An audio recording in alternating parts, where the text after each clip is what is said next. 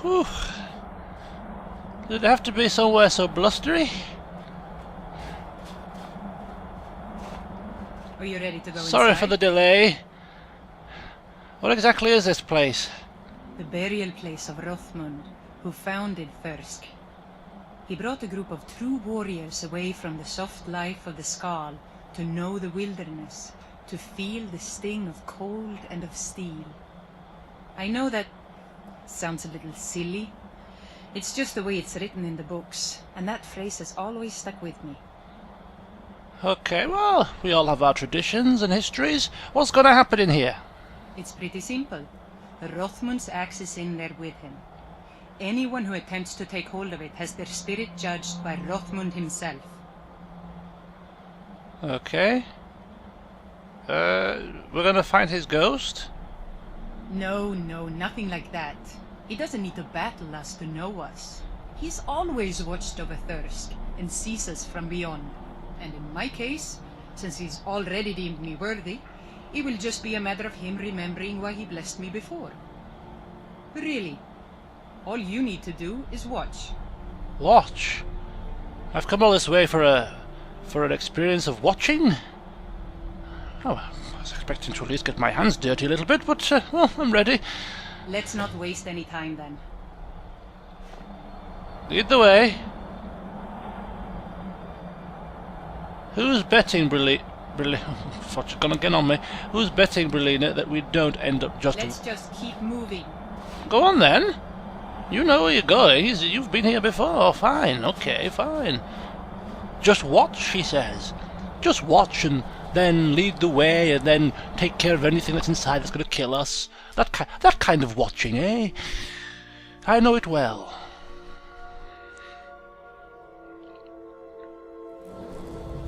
Ooh.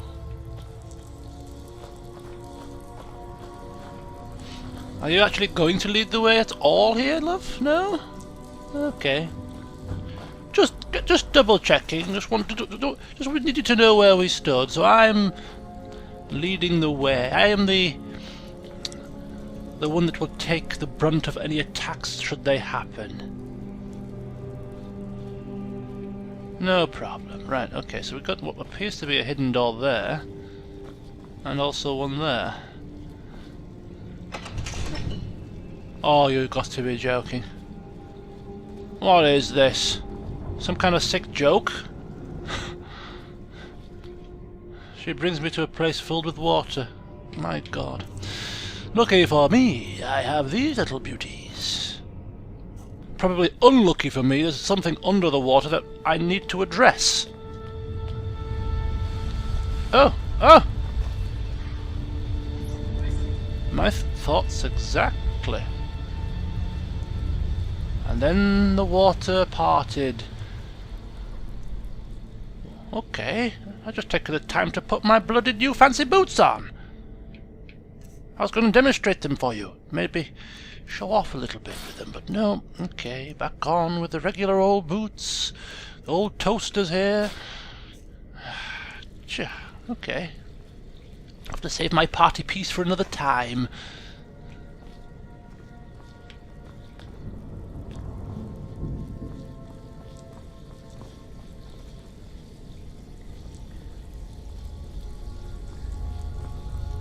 Oh, we're here. That's short and sweet, wasn't it?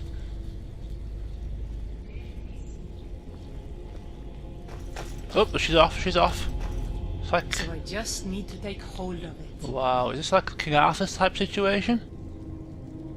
You seek my blessing for the leadership of Thirsk Hall? Oh? I do. It is I, Bujold.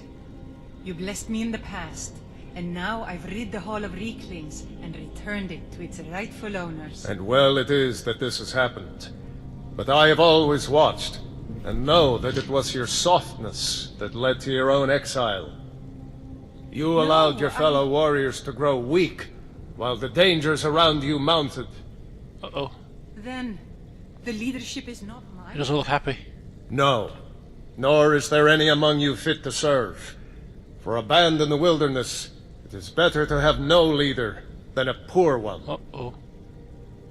Oh dear. That's bad news, isn't it? That was a little embarrassing. Yeah, sorry, I felt your pain. What are you going to do now? The only thing I can do. I need to return to Thirsk. No matter what Rothman says, we need a leader, and I'm still the best person for that. But isn't that going against Rothman's wishes? Look what's happened to us so far under his watchful eye. He gave his blessing to all the leaders who brought us to this point. Anyway, he's dead and we're alive. It's time to begin a new tradition for Thirsk, and I'm going to do that. All I need is for you to back me up. You don't even need to lie. Just don't tell anyone else what you heard here. I mean, like, who am I to interfere in their little politics and affairs? Oh, fine. Well, I won't say a word. Good. See that you do. Now, if you'll excuse me, I have a hall to lead.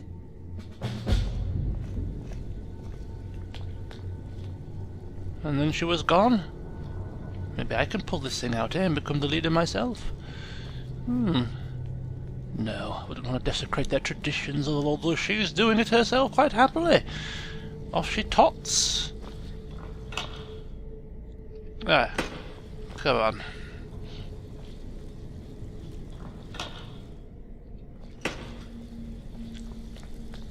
So she's off back to Thirsk. What we'll do, Brelina, is we'll give her time to establish things, and in a couple of days we'll return to Thirsk and see how things are see how things have progressed, see what's going on, see if she's taken charge, or if Rothman's struck her down for her lies and treachery. Who knows? What I do know is we have another barrow to look out for. This time it's Gildenhull Barrow, because we are going there to finish up looking for Deathbrand's treasure. Let's get to it, shall we? Okie dokie, so here we are at the water's edge, overlooking Gildenhull Barrow. Let's put these wee little boots on, and we should be on our way.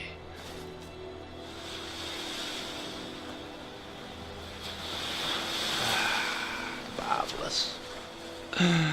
This is the single greatest set of boots I have ever stumbled across. Perhaps the single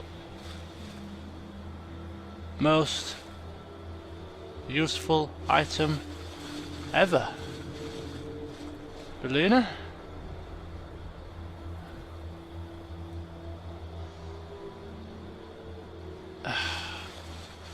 This is fast becoming a bloody game of Where's Brelina? Remember the remember the... Oh! You really don't want to do this, buddy!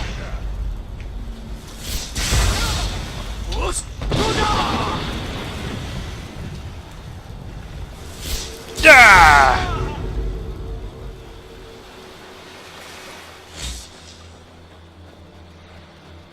I was about to say, remember those books you used to... Well, back when I was in primary school, I'm talking a long time ago now, there were several books called Where's Wally?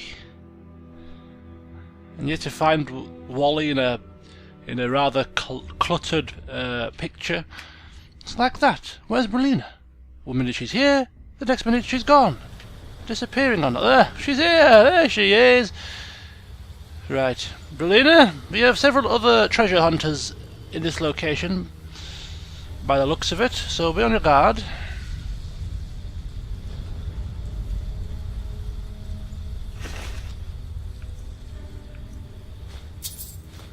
Torn note. The single richest treasure trove in all of Solstein, they said. Bah! Looks like this place was cleaned out centuries ago. The stowry might be worth something, but my pickaxe ain't even good enough to chip it. Still, I can't shake the feeling that there's something I'm missing. There's an odd draft in this room. Secret passage, maybe? I lock myself in until those bandits are gone.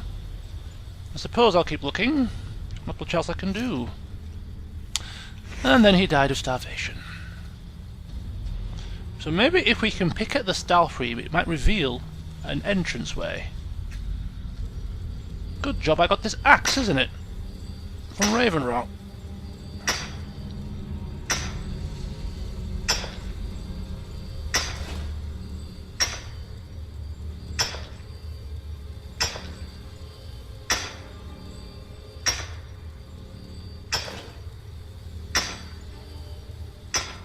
Come on, you bugger!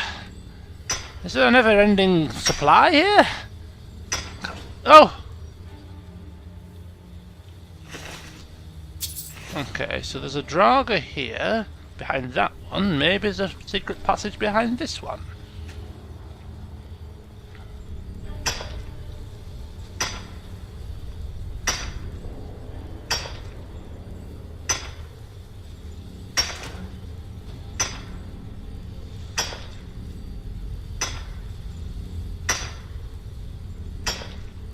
Come on! Come...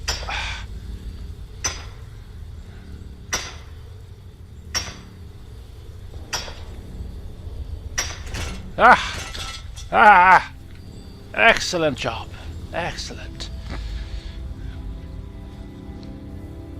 So, from this point forward, Brelina, there should be no adventurers. For they could not bypass the Stalfree.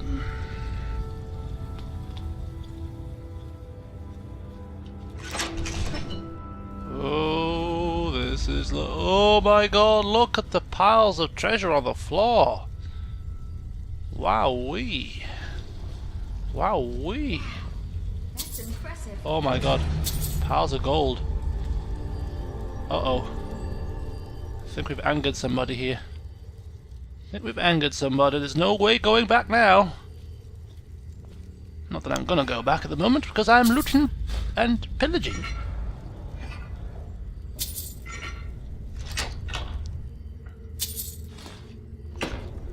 This treasure piles. This is the first time in the game that I've actually been able to loot treasure piles. Piles of gold. Literally, piles and piles and piles of the stuff. Why am I over encumbered?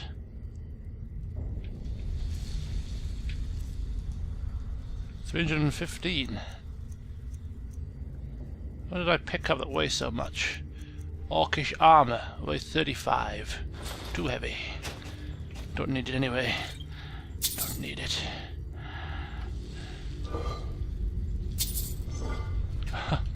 Piles and piles and piles and piles and piles of gold. Piles and piles and piles of... Not that I'm greedy or anything, but this is gonna... Oh, this'll fund my excavation project at least. And piles and piles and piles and plates and pots and pans and piles of gold and rubies and more gold and potions and gold and potions and emeralds and more gold.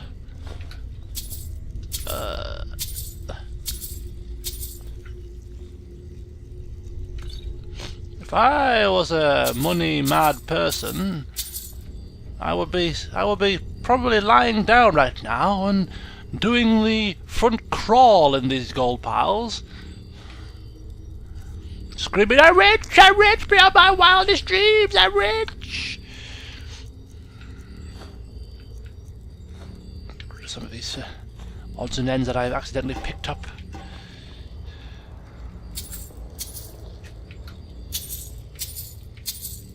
Wow, this is an insane amount of money, I have to say. It sure beats looting urns for 7 gold pieces a pop, you know?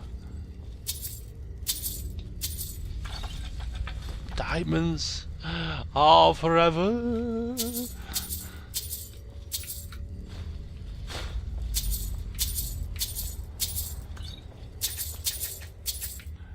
Oh, a couple more piles. Wait a minute. Just when you thought you'd looted it all, a couple more piles, just lingering in the distance. 98,000 gold pieces. We're almost at the 100,000 mark. This will go a long, long way into setting up what I need to set up in the college. Setting up my museum, my emporium.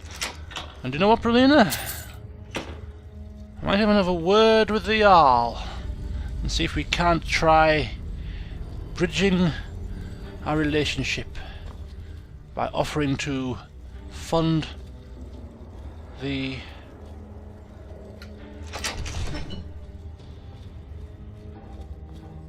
restoration of Winterhold village. Turn it once more into a bustling town of Skyrim where people will want to come to shop for all their magical needs. Oh, look at this place. Wowee. Whew, feel the chill. Huh. Have you seen in the top left? My my screen is still trying to keep up with all the loot piles that I've looted. All the coin piles.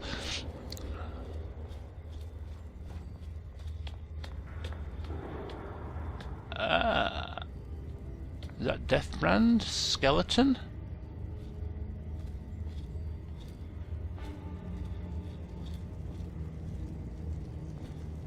It is.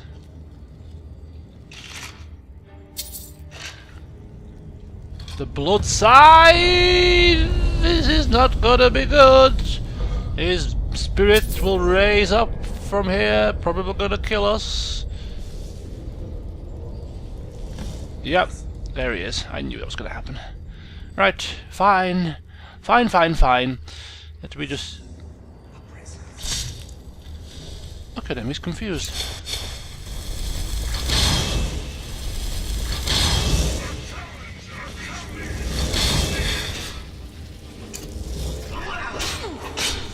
Hackney Deathbrand! Where's he gone? Can he teleport? Hackney's crew? Uh-oh. Ah! Ah!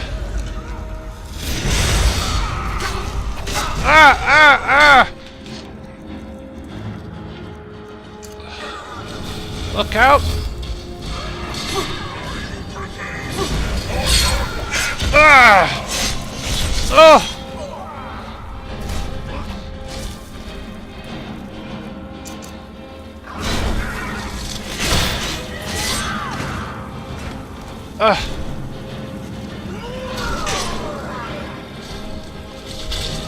Oh, that's the leader. He's about to strike. Are we done? Nope! He's here! Ah! Ah! Thalin Ebenhand! I read about you in the books! Resisted icy spear. Ah!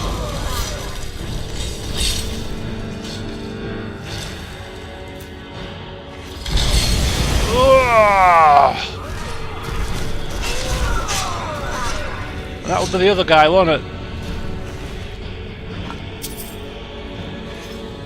His two underlings. And now... Oh no, there's some more crew yet.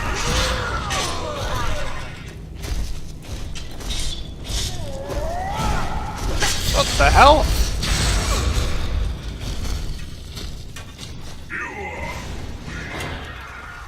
Oh, Belina, keep... What?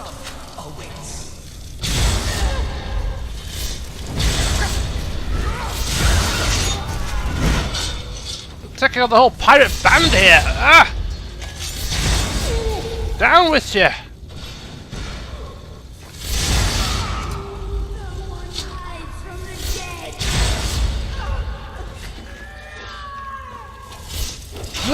Belina!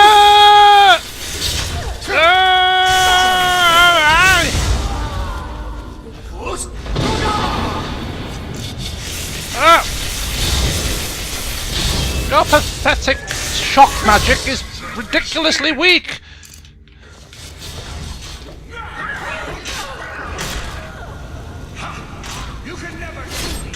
Belina! Move it! You alright?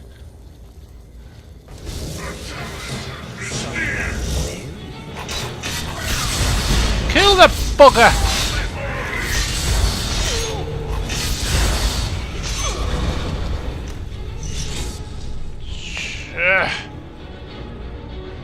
He ain't dead. Oh, he is dead.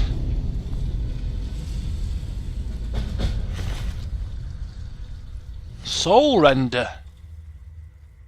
When wielded with Bloodside, absorbs 50 magic and has the chance to dispel magical defences. Increase magic resistance. Wow. Wow, wow, wow. Wow, wow, wow, wow, wow, wow, wow, wow. So we got... I'll get rid of that in a minute. So we got Bloodside and Soul Render.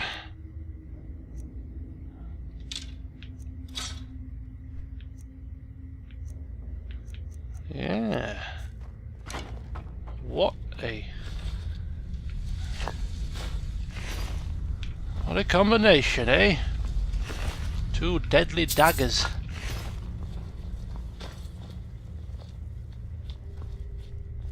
You okay, Berlina? Hey, it's been a rather interesting day. We've been going across Skyrim and all over the damn place, and I have to say, we've ended up with quite a fair bit of nice loot.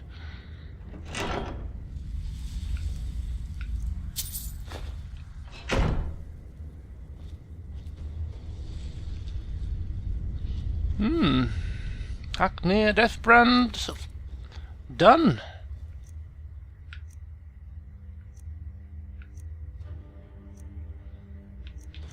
Okay, so it's time to head back once again to Raven Rock, and perhaps when we head out next, Berlina, we might finally get that final blasted taproot. And then once we have that, we're ready to explore the rest of the island, really. A bit of hunting out Solstheim's nook and crannies and seeing what we can find. But before any of that, we're going to return to our lovely little manor, and I shall read to you Volume 2 of the Poison Song, because I'm eager to find out what happens next.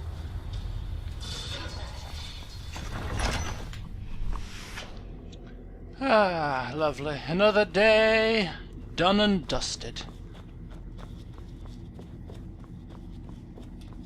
What's going on here? There's a pot in the middle of the damn floor, cluttering up the place. Okay.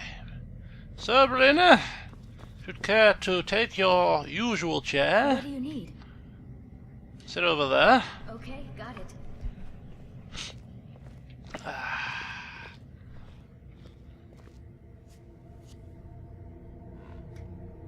Marvellous. Anything else? I shall take my usual chair here. Okay. So tomorrow, Berlina, we shall once again have another day off. We shall head out into Solstheim and basically see what we can stumble across. Should be fun. Just me, you, and Solstheim, free as birds to do as we wish. But until then, I'm first of all going to busy myself with the Poison Song. Book 2. Now we all know what happened in Book 1, if you of course watched or have read the book before. Something about a song and Tay, and he's pushed a little kid off a cliff, all to get his hands on an orb of some kind. See what happens next. By Bristin Zell. Okay. Tay felt no guilt, which frightened him. All through the long, fast walk away from the gorge, through the woods, across the dry creek bed, he chatted merrily with Bainara, fully aware that he had just committed murder. Whenever his mind strayed from the conversation, and he thought back on the last moments of Vasta's short life, the song would soar. He could not think of the boy's death, but Tay knew he was responsible. "You're a mess!" cried Aunt Ulia the moment she saw the two children emerging from the woods onto the grounds of Sandal House. "Where have you been?" "Didn't Vasta already tell you?" asked Tay. The scene played itself out as Tay knew it would, every dancer in the song performing their steps as choreographed.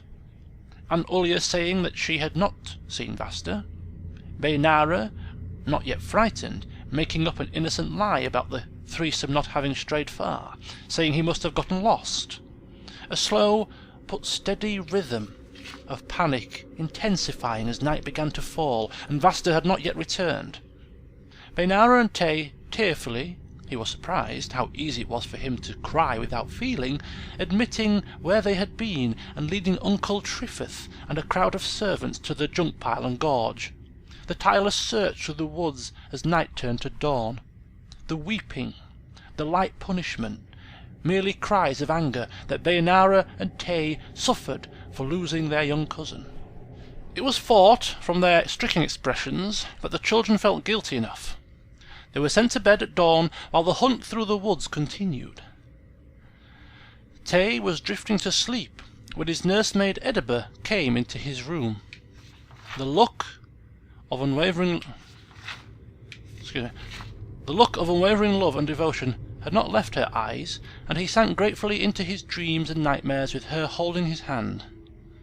The song wafted almost imperceptibly through his consciousness as he again had the vision of the room in the castle, the girl and her baby, the bird in the rafters, the dying fire, the sudden explosion of violence. Breathless, Tay opened his eyes. Edaba was stealing out the door, softly humming the song to herself. In her hand was the crystal globe from his satchel. For a moment he hesitated, about to cry out. How did she know the song? Was she aware that he had murdered another boy to get the globe? Somehow he knew that she was helping him, that she knew all and loved him and sought only to protect him. The next day, and the next week, and the next month were all the same. No one spoke very much, and when they did, it was to suggest new places to look for the missing boy. Everywhere had been searched thoroughly. Tay was curious why they never looked in the gorge, but he understood how inaccessible it was. A side effect of Vasta's absence was that the tutorial sessions with Kina Gafrisi took on a more serious, even academic quality. The younger boys' high spirits and meagre attentiveness had always cut the lessons short, but sensible Bainara and quiet Tay were ideal pupils. He was particularly impressed by how focused they became during a rather dry history lecture about the heraldic symbols of the houses of Morrowind. "The crest of the Lahalu features a scale," he sniffed disdainfully. "They see themselves as the great compromisers, as if that was something honourable.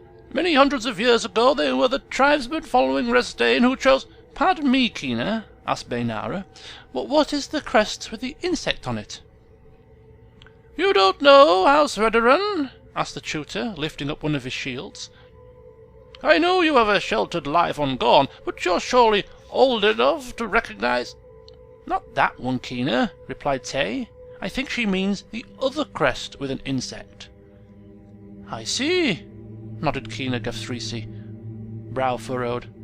"Yes, you would be too young to have ever seen the crest of the 6th house, the house of Dagoth, our enemies together with the accursed heretical Dwemer in the War of the Red Mountain, now totally destroyed, thanks to Lord, Mother, and Wizard. That house was a curse on our land for millennia, and when at last their pestilence was snuffed out, the very earth itself breathed a cloud of fire and ash in relief, bringing night to day for over a year's time." Bainara and Tay knew they could not speak, but they exchanged knowing glances at one another as the tutor enlarged on the theme of the great wickedness of the Dwemer and the House Dagoth. As soon as the lesson ended, they walked silently out of Sandal House until they were far from all eyes and ears. The afternoon sun stretched out the shadows of the spear-like trees surrounding the meadow. Off in the distance they could hear the sounds of the workers beginning their preparations for the autumn-tide harvest, yelling to one another unintelligibly in coarse and familiar accents. "That was definitely the symbol on that shield you found at the garbage heap," Bayanara said at last. "Everything there must be a remnant of the House Dagoth." Tay nodded.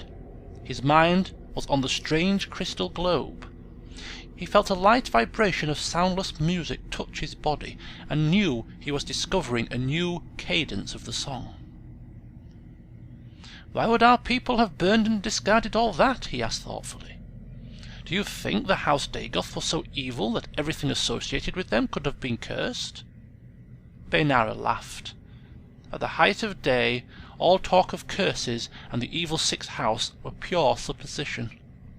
Something to add romance to one's life, but nothing to worry about. The two children walked back to the castle for yet another in a series of cold, quiet dinners.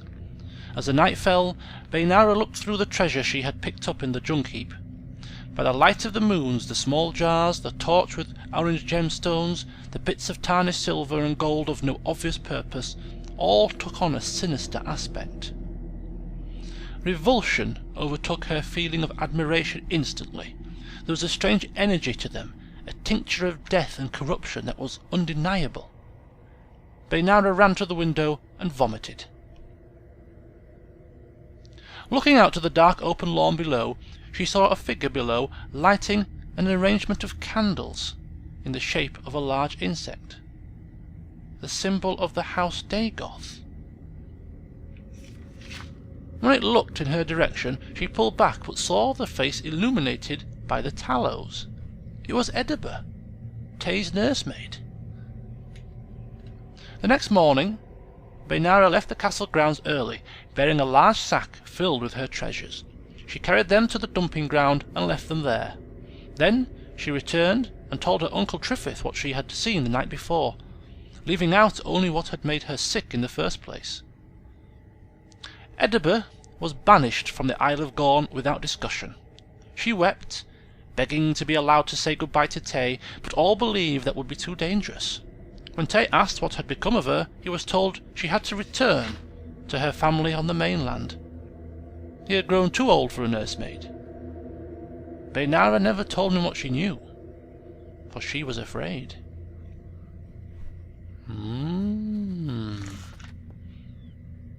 So there you have it. Bring on book 3, Brelina. Bring on book 3.